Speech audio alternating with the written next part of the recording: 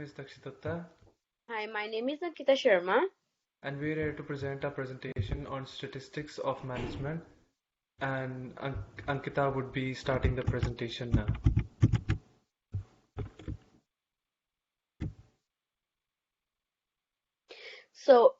So I'm going to start with the mission and the vision statement of the D company. So let me clear one thing before going ahead that the mission and the vision statement of the D company both are interlinked and interconnected with each other and mostly focus on the customer priorities. So here I'm going to start. So Takshay, if you move the Yeah. slide ahead. Yeah, thank you. So the mission and the vision statement of the D company indicates how to grow as a dynamic and innovative while maintaining a commitment to the culture and the environment in which we operate. So here D company considered three elements as a core value, which is commitment towards the employees, commitment towards the environment, and commitment uh, towards the customers. So what are those commitments? So I'm going to explain briefly now. So first is our commitment towards the customer would be provide better product with the reasonable prices and take proper feedback from the customers regarding our products and services that we will provide them so that we can enhance our business and enhance our product accordingly what the customer wants. The second thing is our commitment towards the management or employees would be providing better wages and salaries and providing them proper incentives and bonus as per require. So as we know that employees are one of the most important one of the most important resource of any company. So by maintaining that it's a duty of the owner, or we can say that the duty of the manager to provide clean, healthy and safe working environment to the employees where they can operate their daily activities. And our last commitment towards the environment would be regardless use products that reduce our reliance on natural resources. So for example, solar hot water system. So if we follow that, in this way, the company is maintaining the business ethic and also fulfilling one of the most important duty towards the society. And one more thing I'm gonna explain here. Uh, in the commitment in the concept of commitment towards the environment is by using the products that are made from recycled material. Example, office supplies made from recycled plastic and office furniture made from recycled rubber. So in this way, we will continue with our commitments and achieve more success. So as we also mentioned it before that the company is going to follow 4 Ps as a marketing strategy to get more success in large scale of business in the corporate society or in the corporate business world. Can you please move ahead, Akshay? Yeah. So here I'm going to explain trends in. So so the company would use a social platform for the promotion of the company to attain and attract more customers. As we know that social platforms are the one of the most important part nowadays in everyone's life. So the company is also using the social platform, for example, Facebook, Snapchat, and Instagram to promote their brands and products and to attain more customers. As we also mentioned, as I also mentioned before that the company is going to follow 4 Ps as a marketing strategy. So we are continuing with that in future as well. And we will provide a strong and commitment services to our clients and consider their feedback positively. So I think by doing that, we are also focusing and maintaining our commitment towards the customer and taking their feedback positively. And so that customer feel that they are the part of the business and try to achieve 5% profit by 3 years. This is the one of the clear goal for the D company that the company will try to achieve 5% profit by end of third year of the company. And the last thing is we will provide best and reasonable products to attract customers. So we will try our best to satisfy the needs of customers by providing them reasonable products at a better prices. Takshay, can you please move ahead? Thank you. So here I'm going to explain the shareholder relation. So I think so before going ahead, I think the relationship between the shareholder, investors, and the owner of the company is a one of the most important thing. So how we can achieve that relation by communicating, by coordinating the annual meetings, by communicating with the shareholders and media and investing community, by diversify our outreach, building and maintaining relation with the capital market, and buy new land building for business purposes. So we can achieve all that things so that we can create best relationship between investors and between shareholders and between media as well.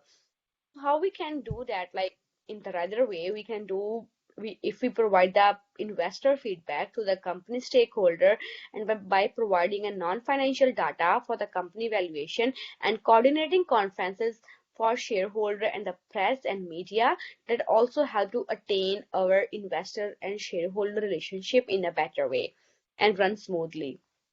And if we uh, if uh, if we act as a mediator between the company and the investor and provide them a proper and accurate financial information, that is also helps to run smoothly. And the last thing is build and maintain relation in the capital market is one of the most important thing nowadays in the capital market. So by following these all things, I think we will achieve the best relationship with the investors. So, Takshay, can you please move ahead? Sorry. So here I'm going to explain the debt level. So debt level of the D company. So how we can maintain the debt level. So by use of dynamic pricing, pay attention to future terms and interest rate, consider debt consolidation, solving the debt levels in business, negotiate with suppliers, paying the full outstanding amount rather than minimum owing. I'm going to explain everything briefly now. So before assuming any debt, our first step is understanding exactly how it works and having to foresight to see how the that will affect our business in future. So it's so important to know before that how interest rate is going to affect the business in a long term. So I think it's a great strategy to move to make small business that more manageable and help gain better control of our finance, like the D company finance, rather than paying all our loans separately. If we consolidation them into that consolidation, and loan provides a lower interest rate and less time spending paying bill. I think it's the best approach to maintain our debt level. And negotiation with supplier is another option to manage our debt. Is to be aware of the money in our account payable. If we negotiate expenses with the current supplier in order to cut cost and allocate that money elsewhere, that helps the company grow ahead and move forward towards in the corporate society and grow faster. So the rest of the presentation will be explained by Takshitatta. Thank you. Hi, I would be talking about the facilities of the D company. So D company will provide high and durable quality shoes to the customer satisfaction, so they would revisit us in the future for their future purchases. Extensive training on specialized equipment are important to provide proper training to hired employees. These candidates should be evaluated on the basis of their skill set, education level, and past work experience. As we know, employees are an important resource to any company. Upgrading technology is an important part of business that that needs to be updated. If you provide your team with proper tools, they would surely to be succeed. So the D company would provide these tools to our employees and use updated technology for the betterment of the company, employees, and customer satisfaction. And distributing talent. Distribution channel, sorry. According to a survey, we found that most of the customers prefer online shopping rather than visiting the store physically. So considering these things, after some period of time, we would introduce the company with online facilities so the customers would be able to approach a store and shop online. And we would also analyze the customer feedback to improve our services and digital marketing. For the lessons learned, here we have for the lessons learned we might face in our like future ventures. It can be easy to get caught up in the latest marketing trends and spend a lot of money on marketing techniques that end up costing us money more than we can make. Our second challenge would come across securing funds.